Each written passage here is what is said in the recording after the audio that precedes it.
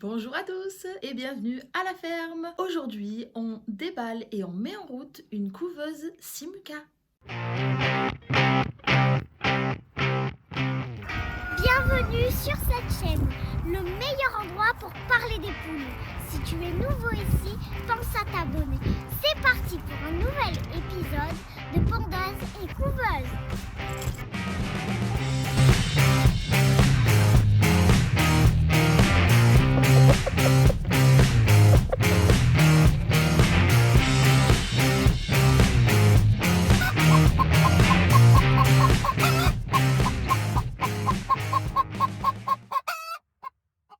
Après avoir utilisé une vieille couveuse en bois pendant des années et grillé une seconde couveuse, je vous raconterai ça dans une autre vidéo, je suis comme une enfant devant un cadeau de Noël.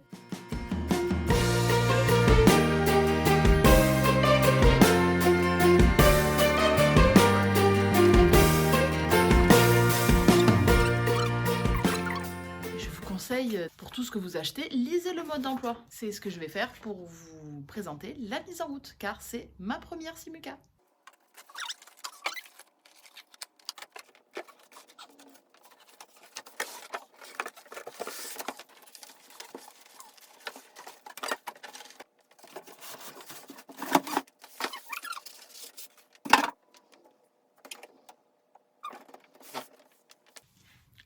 Allez, je vais la mettre en place et ensuite on lit ensemble le mode d'emploi.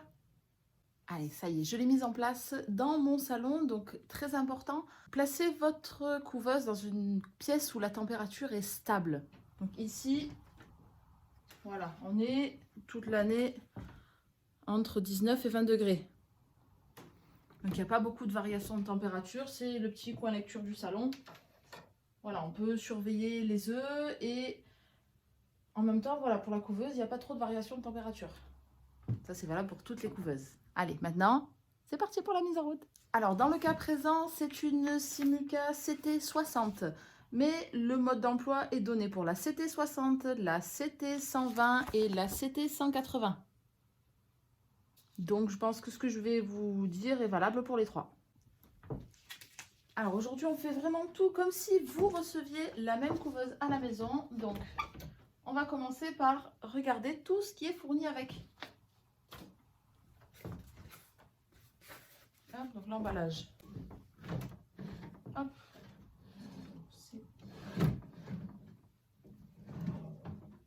Tout est rangé. Voilà, comme ça dedans. Il va falloir que je déscotche tout ça.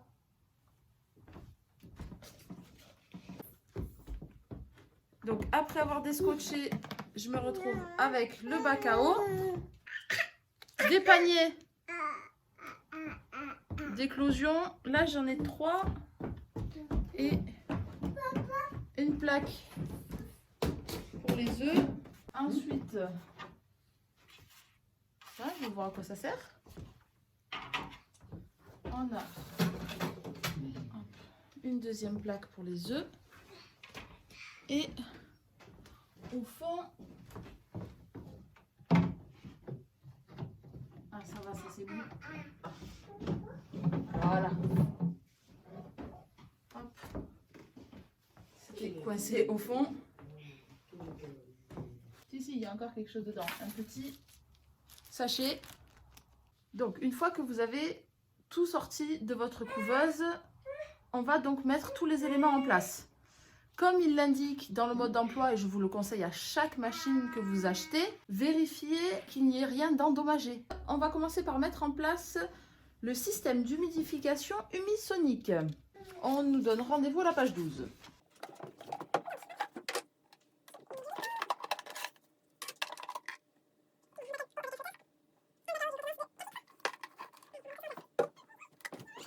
Donc, je vais mettre la durite d'abord.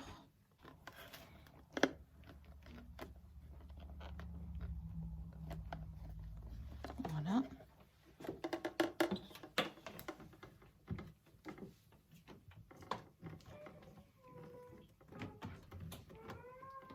Voilà.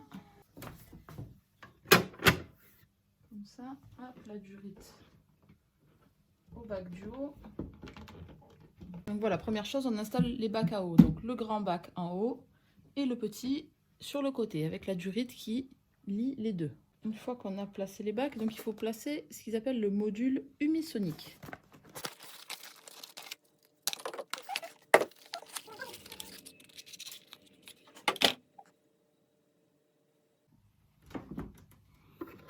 Donc ici, lui, il a sa place.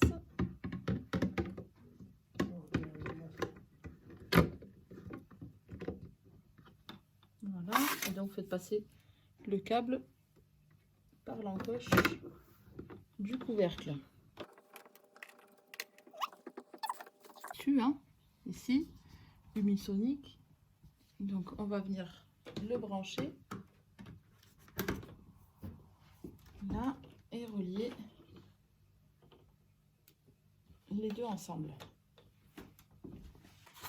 Et donc en plus de l'humidificateur humisonique, il y a le bac à eau standard que l'on place au fond de la couveuse.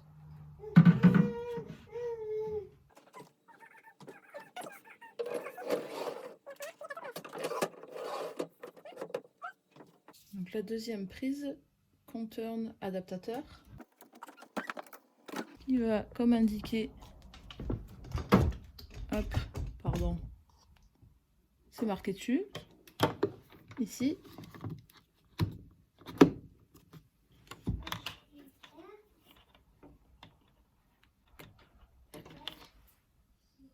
Voilà, et donc il va servir pour le retournement automatique des œufs. Donc ce câble, hop, vous voyez, il conduit ici dans la machine qui va nous permettre de brancher les deux plateaux pour le retournement des œufs. Alors petit rappel, comme il est indiqué dans le mode d'emploi, la couveuse doit être située dans une pièce qui est située entre 20 à 25 degrés, ne doit pas être au soleil, ne doit pas être près d'une fenêtre, ne doit pas être dans une pièce trop humide. Donc pas de salle de bain, pas de garage, pas sur le balcon. Voilà, une pièce qui est tempérée, où il n'y a pas de changements brutaux de température. Il y a une entrée et une sortie d'air donc sur le côté de celle-ci. Lorsque vous mettez en place une couveuse, veillez toujours, bien entendu, à ne pas boucher les entrées-sorties d'air. Et il doit y avoir de l'espace tout autour de votre machine.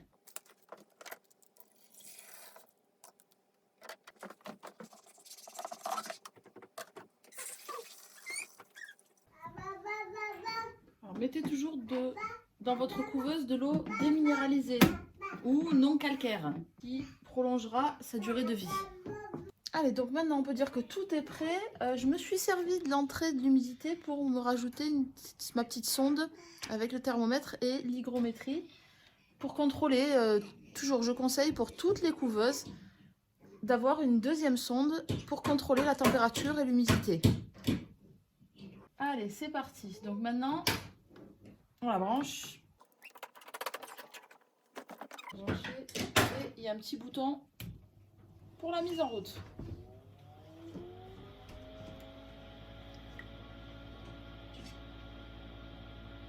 On va donc s'occuper de ce petit module pour régler la température et l'humidité. Donc là, je n'ai encore rien touché. Elle indique la température donc en haut, l'hygrométrie en dessous. Donc afin de connaître la valeur de base donnée à la couveuse, il faut appuyer sur la touche T. Et là, elle dit qu'elle est donnée, donc ça s'affiche 2 secondes. Hop, on va le refaire. Elle est donnée à 37,7. Pour l'instant, je ne change rien. Et l'humidité H, elle est donnée à 50%. Donc pour l'instant, je vais la laisser chauffer, donc 1 heure ou 2, avant donc d'y toucher, tout simplement. Alors, dans le cas où d'ici 2 heures, ce n'est pas bon, je vais vous expliquer comment changer la consigne de température et d'humidité. Et même, voilà, pour changer l'humidité en fin d'éclosion. Donc, pour la température, vous restez appuyé plus de 2 secondes sur le T. Ça change et ça clignote. Donc là, avec les touches ici, vous allez pouvoir changer la température demandée. Donc pour l'instant, je reste moi sur 37,7. Une fois que vous avez effectué le changement, vous rappuyez sur T, ça fait Save, et elle revient à l'écran de départ. Il en est de même pour l'humidité. Si je veux changer donc mon réglage d'humidité, je reste appuyé plus de 2 secondes sur le H. Hop là, donc humidité 7. Et là, il nous propose donc moi je vais la mettre sur 45. Et je rappuie sur H pour sauvegarder. Il sauvegarde. Et voilà, et là il nous donne l'actuel. Donc là elle est en train de monter en température. Elle nous indique qu'elle est à 23. Hop, ma sonde à côté pour l'instant m'indique 22,1. Voilà, elle est en train de monter en température. Je vais la laisser monter en température pendant environ, je pense qu'au moins il faut moins de 2 heures. Et on verra. Voilà pour le démarrage de la Simuca. Pendant la montée en température de la Simuca, j'ai eu une alarme. Donc déjà, premièrement, pour tout ce qui est alarme, je vous invite à vous référer au manuel. J'ai eu l'alarme 2 qui est en fait une indication comme quoi la température est trop basse. Ce qui est normal puisque la couveuse était en train de chauffer. Et pour ceux qui n'auraient pas le manuel parce qu'ils ont acheté une Simuca d'occasion ou ceux qui ont égaré le manuel, je vous le mets en libre téléchargement sur mon blog. Donc je vous mets le lien dans la description. Je vous remercie de m'avoir regardé dans cette nouvelle vidéo. J'espère que je vous ai aidé à mettre en route votre Simuca. Et je vous dis à bientôt dans une nouvelle vidéo.